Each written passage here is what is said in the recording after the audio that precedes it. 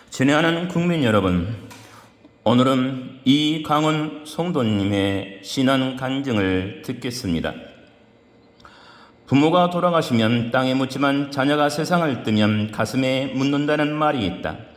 어쩌면 그 말처럼 내 딸과 사위는 여전히 내 가슴 속에서 나와 함께하고 있는지도 모른다.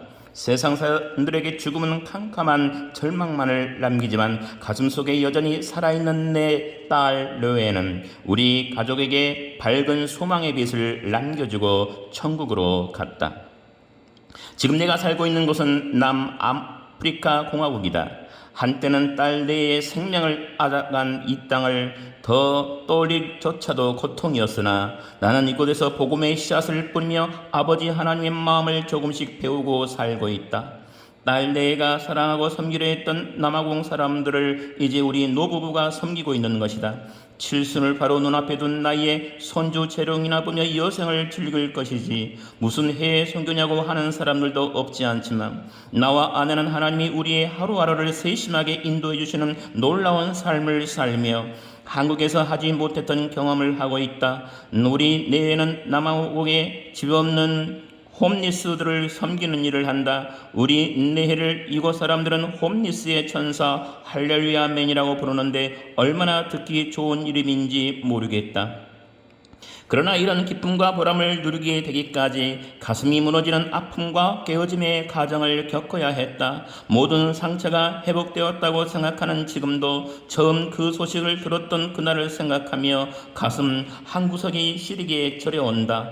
딸 내 비극적인 소식을 전해들은 것은 2000년 2월 2일이었다. 당시 우간다의 선교사로 헌신한 딸 내가 남아공에서 연수를 받던 중 차량 전복 사고로 세상을 떠난 것이다. 처음으로 딸 내가 아프리카를 가슴에 품고 선교사로 가겠다는 의사를 밝혔을 때 나는 진심으로 그들의 앞날을 축복해 주었다. 그래, 나도 1년쯤 뒤면 너희를 따라 아프리카로 가마. 우리 내에는 불쑥 사위와 딸에게 그런 말을 하였다. 왜 갑자기 그렇게 말했는지 지금 생각해도 이해가 가지 않는다. 아마 그때 우리가 한 약속은 딸과 사위가 아니라 하나님께 한 것이 아니었나 싶다.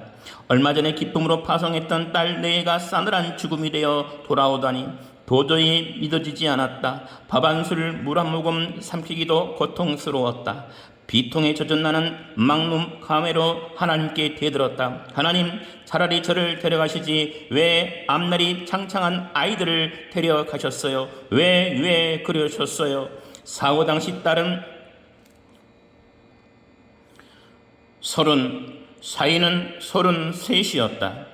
제대로 뜻도 펼쳐보지 못하고 세상 뜬 딸 내의 죽음을 나는 받아들일 수가 없었다. 슬픔과 비통 가운데 치르는 내 딸 내의 장례식 날이었다. 고개를 푹 숙이고 멍하니 앉아있던 내게 문득 목사님의 말씀이 들려오기 시작했다. 열왕기하 4장 말씀으로 남편을 잃은 여인이 엘리사에게 두 아들의 장례에 대해 도움을 구하는 장면이었다. 조용히 눈을 감고 말씀을 묵상하는 내게 하나님의 세미한 음성이 들리는 했다. 전능한 하나님, 내게 대드는 너는 누구라고 생각하느냐? 내가 나에게 대들면 어떻게 하겠느냐? 남편을 잃었던 그 아내처럼 내게는 손자와 손녀가 있지 않느냐? 너는 그 여인과 같이 도움을 구하는 대신 나에게 원망만 쏟아놓고 있구나. 누구의 위로와 권면도 귀에 들어오지 않았던 나는 말씀 앞에서 무릎을 꿇고 하나님께 용서를 빌었다. 잘못했습니다. 하나님, 잘못했습니다. 처음으로 비통의 눈물이 아닌 회개의 뜨거운 눈물이 쏟아졌다. 내 가슴을 꽉 채우고 있던 분노와 원망이 모두 사라지는 순간이었다. 내가 손자와 손녀를 잊고 있었던 것은 사실이다. 사고 당시 딸 내와 같은 차에 타고 있었지만 4살짜리 손자와 2살짜리 손녀는 아무 이상 없이 기적처럼 살아남았다. 아이들을 놓고 기도를 시작하자 하나님은 놀라운 길을 열어주셨다. 우간다에서 선교 활동을 하시던 한 선교사가 자녀가 없어 10년 넘게 기도하고 있다는 소식을 알게 되었고 자연스럽게 그 선교사 가정과 연결되었다. 손자와 손녀는 하나님의 자상하신 인도하심 가운데 믿음의 가정으로 입양되었다. 그 후 우리는 커다란 변화를 또 하나 맞았다. 딸 내의 사고가 일어난 지 9개월 만에 내가 아내와 함께 한국 애항선교사의 파송 선교사 자격으로 아프리카로 오게 된 것이다. 당시까지만 해도 나는 선교와는 담을 쌓고 살았다고 해도 과언이 아닐 정도였다. 자영업을 하기도 하고 무역과 관련된 사업을 하기도 했다. 사업은 정상 궤도를 오르는가 싶다가도 다시 밑바닥으로 끊어지고 고생하고 있는 가운데서도 내가 하는 일은 안정을 찾지 못하고 있었다. 지금 생각해보면 이 모든 것들에는 하나님의 섭리가 있었다는 생각이 든다. 요나가 물고기 뱃속에 들어간 지 3일 뒤에야 하나님 앞에 무릎을 꿇은 것처럼 나는 어리석게도 64년 동안이나 하나님의 뜻을 깨닫지 못하다가 뒤늦게야 하나님의 계획을 알게 되었다. 내 욕심과 생각에 얽매여 살다가 딸 내의 사고를 통해 비로소 하나님의 뜻을 발견한 것이다. 나는 남은 인생을 아낌없이 하나님께 바치겠다는 결심으로 60대 후반의 나이에 아프리카 땅을 밟았다. 아프리카에서 산다는 것은 쉬운 일이 아니었다. 구체적인 계획 없이 열정 하나만 가지고 온 터라 무엇을 하며 이곳 현지인들을 도와야 할지 막막했다. 제일 먼저 내게 맡겨진 일은 한국 애항선교회 훈련원을 관리하는 것이었다. 아프리카 현지인들과 깊은 교류를 나누며 그들의 필요를 채워주고자 이곳에 온 것이었는데 내가 만나는 사람들은 모두가 한국인들 뿐이었다. 하나님, 이곳은 제가 있을 곳이 아닌 것 같아요. 다른 곳으로 보내주세요.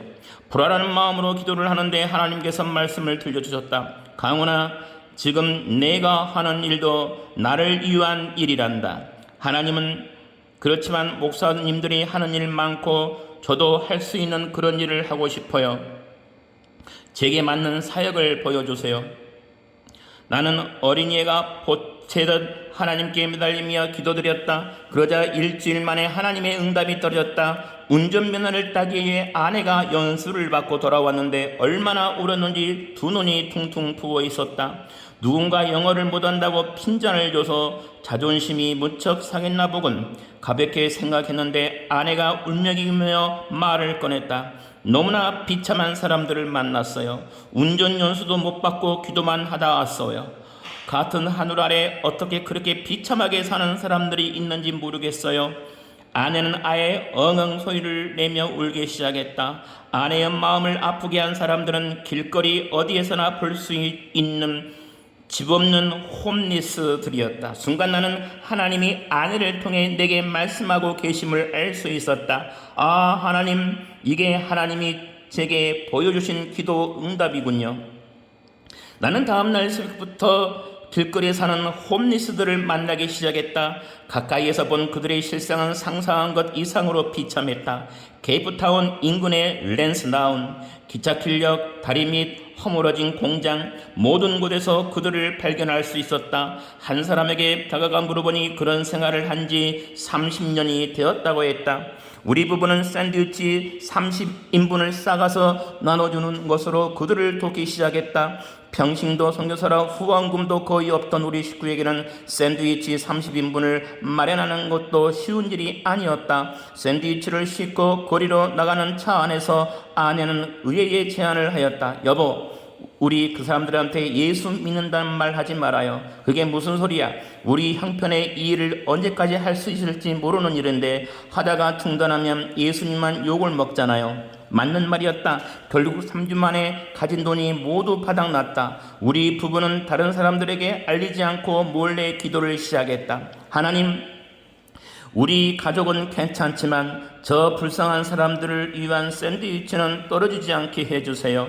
아내와 함께 기도를 마친 새벽이었다. 갑자기 전화 한 통이 걸려왔다. 잘 아는 젊은 선교사였는데 급한 볼일이 생겨 한국에서 오는 교회 목사님과 장로님들을 공항에서 맞이할 수 없다는 내용이었다. 우리가 그 일을 대신해 주기로 하고 된장국에 한국 음식을 먹고 싶다는 손님들의 요청에 따라 집으로 초대하였다. 그런데 같이 오신 장로님 한 분이 이렇게 맛있는 된장국은 처음 먹어본다며 $100를 헌금해 주셨다.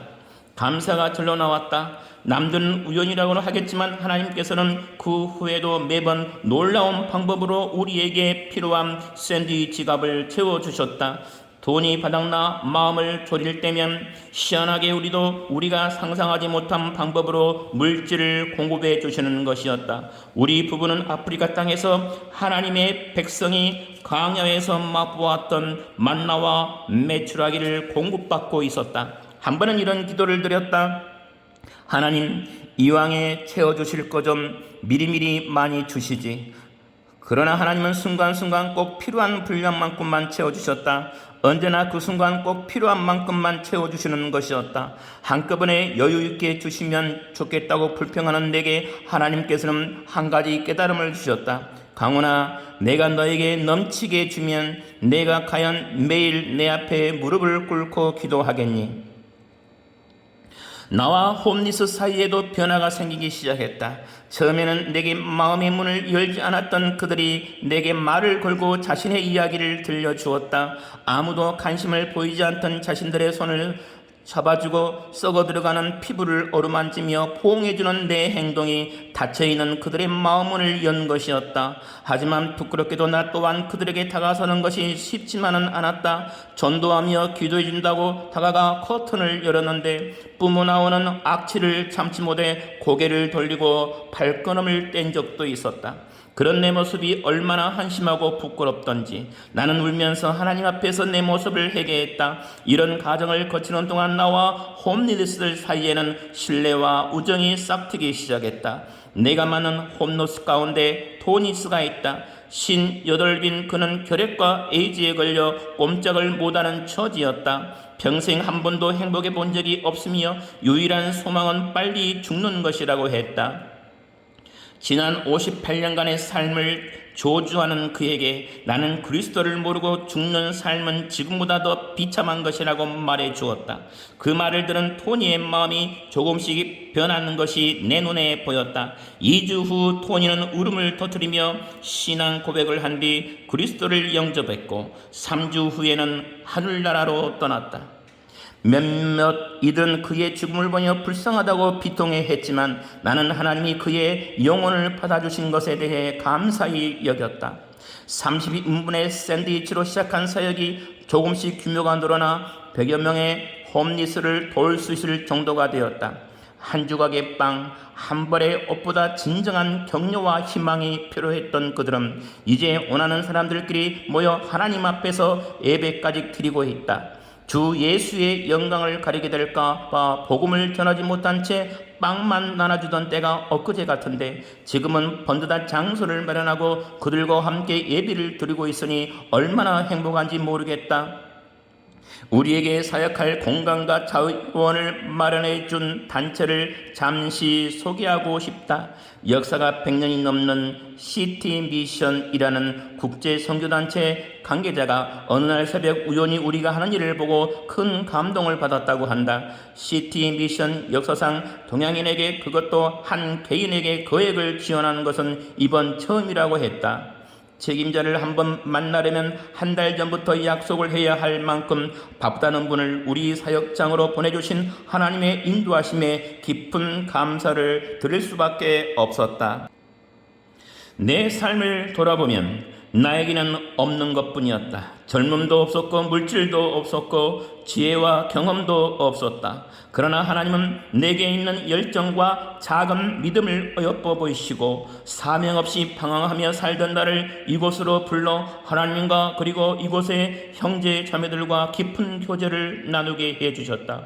오늘도 나는 사랑을 담은 샌드위치를 아내와 함께 싼다. 딸과 사위와 뼈를 묻게 해달라고 결심한 이곳 아프리카 땅에서 주님이 부르실 그날까지 겸손히 이곳 사람들을 섬긴다. 주님을 만나는 것이 우리 부부의 꿈이다. 감사합니다. 주정환이었습니다. 다음 시간에 뵙겠습니다.